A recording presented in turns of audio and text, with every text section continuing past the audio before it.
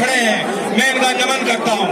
अभय चौटाला जी आए हरियाणा से, दीपेंद्र हुड्डा जी आज आपके बीच है, जयप्रकाश जी पूर्व केंद्रीय मंत्री, हमारे डायनेमो नेता धर्मेंद्र यादव जी आए, विभिन्न सामाजिक जिम्मेदारी निभा रहे हमारे बुजुर्ग यहाँ आए, बाबा लोग आए, और नौजवान जिनका खून गर्म है, तथा खून गर्म है कि नहीं।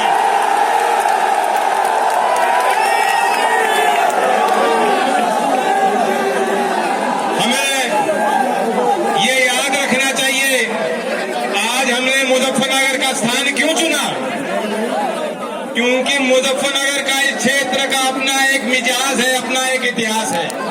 बड़े बड़े बादशाहों को रास्ता बदलने के लिए आप लोगों ने मजबूर किया, अपने इतिहास को नहीं भुला सकते। बड़े बड़े आंदोलनों की शुरुआत आपने यहाँ से की, और जब जब लोकदल का कोई आंदोलन हुआ, जब जब उसकी अगुवाई या चौधरी चरण सिंह जी किया करते थे या चौधरी अजीत सिंह जी ने करी, बड़ी बड़ी पंचायतें यहाँ हुई, हमने कभी भी हिंसक नहीं होने दिया। ये नेतृत्व की जिम्मेदारी होती है। लेकिन कितना बड़ा दुर्भाग्य है, नेता का दिल बड़ा होना चाहिए। आज इस सूबे की बागडोर ऐसे लोगों के हाथ में चली गई जो किसान को देखते ही खौफ डर जाते हैं। वे चाहते हैं कि क्षेत्र का किसान उठ ना पाए, वे संगठित ना हो पाए। योगी जी, आपको याद होगा केरला के चुनाव में मैंने एक बात कही थी। क्या बात कही थी? लड़के बता देंगे क्या बात है।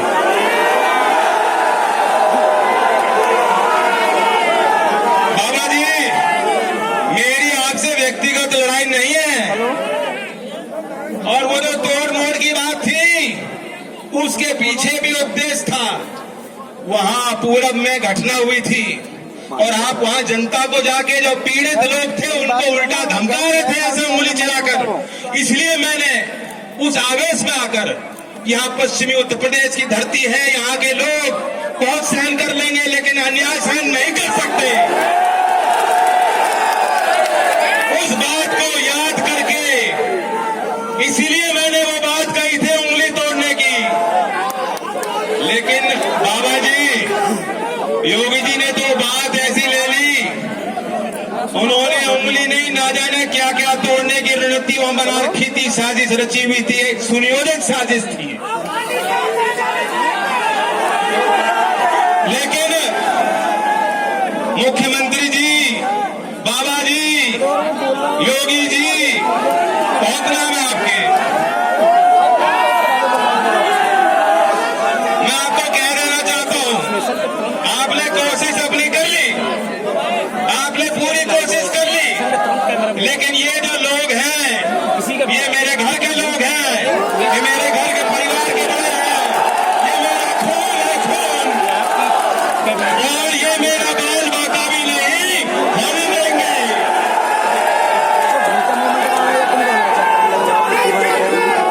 मैं ये भी साफ कह दूं, बात मेरी नहीं थी, हमारा उद्देश्य क्या था, क्यों हम वहां गए थे। चौधरी चरण सिंह जी ने हमें सिखाया था, उन्होंने आपको हाथ पकड़ के सिखाया था, किसी दबे कुचले के साथ, गरीब के साथ कभी कोई अन्याय सहन मत करना, उसके साथ खड़े होना।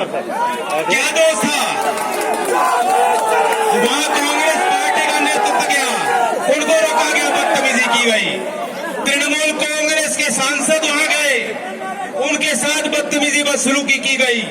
समाजवादी पार्टी के नेता गए, वहां गुंडों को तैयार करके उन पर पथराव कराया गया, और जो मेरे साथ हुआ वो तो देख लिया आपने।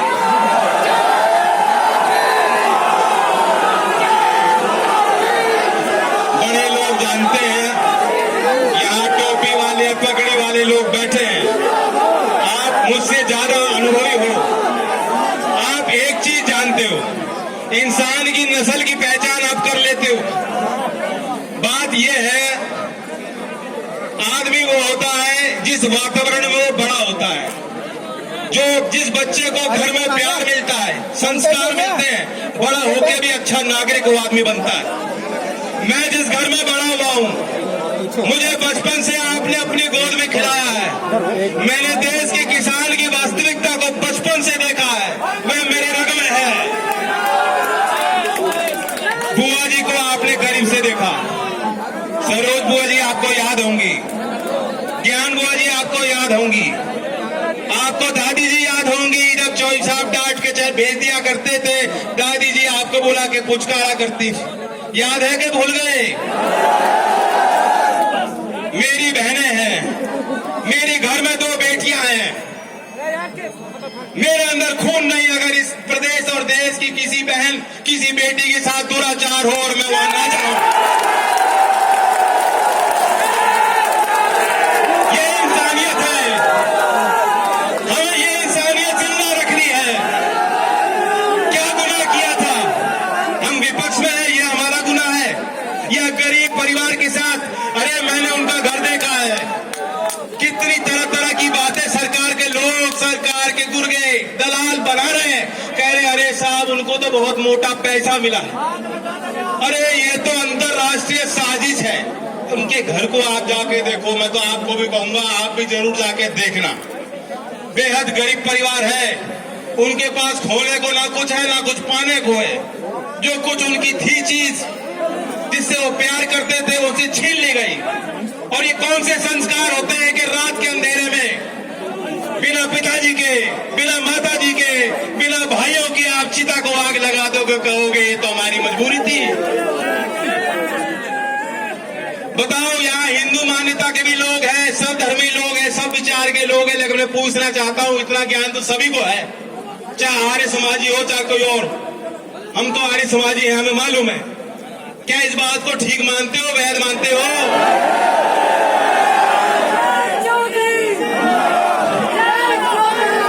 आप आज लखनऊ जाके देख लो, आप अपनी शिकायत लेके जाओगे, कोई गरीब आदमी प्रदेश का जाएगा, कोई विकास की बात करने जाएगा, मुख्यमंत्री आपसे नहीं मिलेंगे। आपको बताया जाएगा वो पूजा पाठ कर रहे हैं।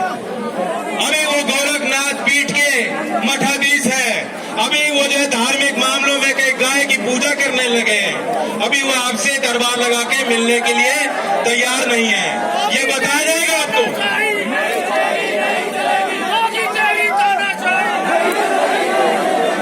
और वह आदमी जिसको धर्म का इतना ज्ञान हो, जिन्होंने वेद पढ़े हो, उन्हें ये नहीं मालूम कि रात के अंधेरे में चिता को आग लगाना कितना बड़ा पाप है। योगी जी को सारा मालूम है। ये सब इसलिए किया गया, रफा दफा किया गया, क्योंकि वह चाहते हैं कि दबाया जाए। वे नहीं चाहते, सच्चाई पे पर्दा डालना चाहते, और कोई कारण नहीं है। आपको मालूम है, आंकड़ों को देखो, आंकड़े। चौधरी साहब आपको सभा में बुला के देश की अर्थव्यवस्था, देश के तकनीकी पहलुओं पर आंकड़े दिया करते थे। इसलिए मैं आपको आंकड़े रखना चाह रहा हूं, उनके झूठ पे मत जाओ। ये इन्हीं के आंकड़े हैं। केंद्रीय गृह मंत्रालय ने अभी जो सूची दी है, अभी जो उन्होंने प्रतिवेदन दिया है, उसमें उन्होंने दर्ज किया है वर्ष 2019 में पूरे देश के सभी राज्यों में सबसे ज्यादा महिलाओं के विरुद्ध अपराध कहीं हुआ है वो उत्तर प्रदेश में 59,853 मुकदमे दर्ज हैं। एक वर्ष 2019 में 3,065 रेप के मुकदमे दर्ज हैं। इनसे मुंह छुपाया नहीं जा सकता। अब सवाल ये है, अब जब ये मैं आंकड़े कहूंगा तो कोई भारतीय जनता पार्टी का कह देगा भाई ये तो हम क्या करें, ये तो संस्कार की बात है, ये तो संस्कार सुधारो, ये तो समाज को देखना है। यही तो कह रहे हैं, आपने देखा, ये कह रहे हैं ना कि समाज की बात है। हाँ, समाज की बात है। इसमें कानून का पालन भी होना चाहिए, इसमें पुलिस बल को हमें मजबूत भी करना चाहिए, उन्हें मुस्तैद भी होना होगा, समाज की भी बात। लेकिन मैं आपको बताऊं, माया त्यागी कांड याद है कि नहीं? लोगों के अंदर वहां उस समय विशेष चेतना जगाने का काम चौधरी चरण सिंह जी ने किया था, और लाखों लोग तब जेल गए थे। और कांड क्या था? कांड यही था जो इस लड़की के साथ हुआ, जो गरीब लड़की के साथ आज हुआ।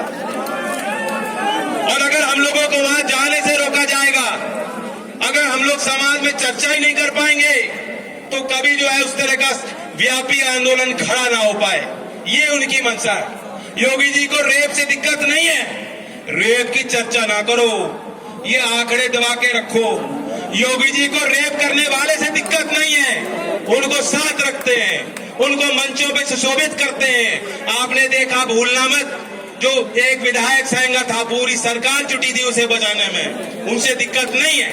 लेकिन अगर कोई कहेगा कि गलत हो रहा है, अन्याय हो रहा है, रेप क्यों हो रहे हैं, उसकी आवाज को दबाने का प्रयास योगी जी और पूरी इनकी सरकार और इनके दलाल करेंगे। ये है सुशासन। क्या ऐसी सरकार को की रचना आप लोगों ने की थी? मैं अपने भाइयों से कह दूं, बहुत मार पड़ ली, बहुत मार पड़ ली और तरीके तरीके से पड़ रही है। किसान बेहद दुखी है। गन्ने की बड़ी फसल यहाँ होती है, पैदावार होती है। आपको मालूम है चौधरी अजीत सिंह जी ने सारी जितनी मिल है चौधरी साहब ने लगाई और किसी ने नहीं लगाई। अब 6 साल हो गए मोदी जी को और 3.5 साल हो गए योगी जी को। एक मिल छोड़ो, एक कोल्हू में लगा हो, कोल्हू में लगा हो तो बता दो। और वादे कितने किए थे, हांगकांग बना देंगे, पेरिस बना देंगे, लंदन बना देंगे, चीन हमारी तरफ देखेगा नहीं, पाकिस्तान का इलाज कर देंगे, सारी बात कही थी। इन्होंने कहा था स्वामीनाथन आयोग की रिपोर्ट को पहला हम निर्णय लेंगे, फैसला लेंगे, किसान के पक्ष में लेंगे, रिपोर्ट को लागू करेंगे। आज भी दावा करते हैं कि हमने एमएसपी का 50% मुनाफा किसान को दे दिया, बांट दिया किसानों। किसान की आय दुगनी होने जा रही है, दुगनी होने जा रही है। क्या 29 सितंबर 2019 को उत्तर प्रदेश की गन्ना मिलों में 4,942 करोड़ बकाया था। मैं ब्याज की नहीं कह रहा। और 29 सितंबर 2020 को, एक साल बाद, 8,500 करोड़ का बकाया है। अब बताओ दुगने हो रहे हो या आधे हो रहे हो? और ये तब है जहां आपातकालीन स्थिति है। मोदी जी कह रहे हैं, मोदी जी कि हमने आत्मनिर्भर पैकेज दे दिया, पता नहीं 10 लाख करोड़, 20 लाख करोड़, कितने पैसे बांटे और आपके बट में कितने आए हो बता दो।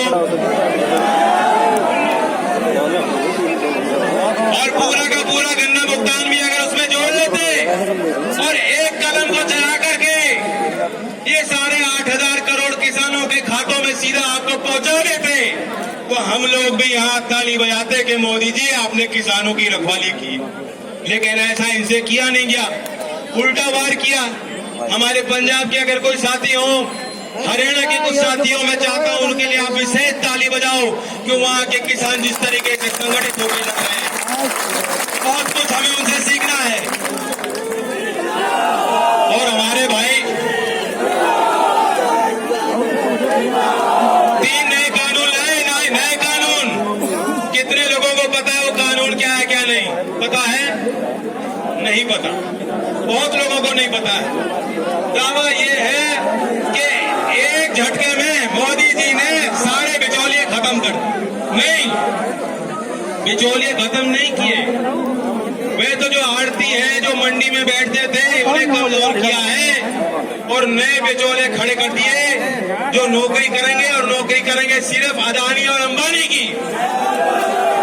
और 5 साल में जैसे रेल बिक रही है, जैसे एयर इंडिया बिकने जा रही है, सरकार बैंक बेच रही है, सरकार LIC बेचना चाहती है, 5 साल के अंदर ये मंडी में जब किसान जाएगा नहीं, उसके बाद कह देंगे वे मंडी में सरकार खरीद नहीं सकती। और सरकार खरीदेगी भी तो अंबानी और अदानी से खरीदेगी। MSP का फायदा एक भी किसान को देश में नहीं पहुंचेगा। और स्वामीनाथन आयोग की बात, मुंजी का क्या हाल है? मुंजी पिट गई। अगर C2+50% का फॉर्मूला इन्होंने लगाया होता, लागू किया होता, आपको 630 रुपए अतिरिक्त MSP में मिल गए होते। आपको गेहूं के MSP में 225 रुपए प्रति क्विंटल अतिरिक्त सरकार द्वारा घोषित दाम होता। इन्होंने दिया नहीं, इन्होंने दिया नहीं। वो तो यही काम कर रहे हैं जैसे हमारा माइक कर रहा है।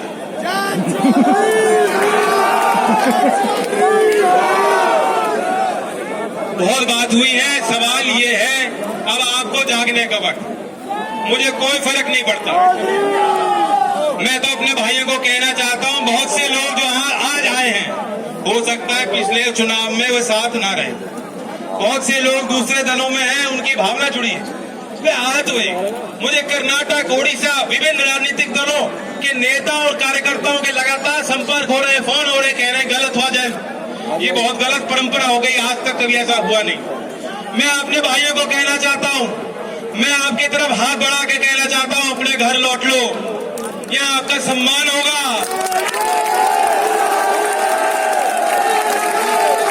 मैं आपको आह्वान करने आया हूं।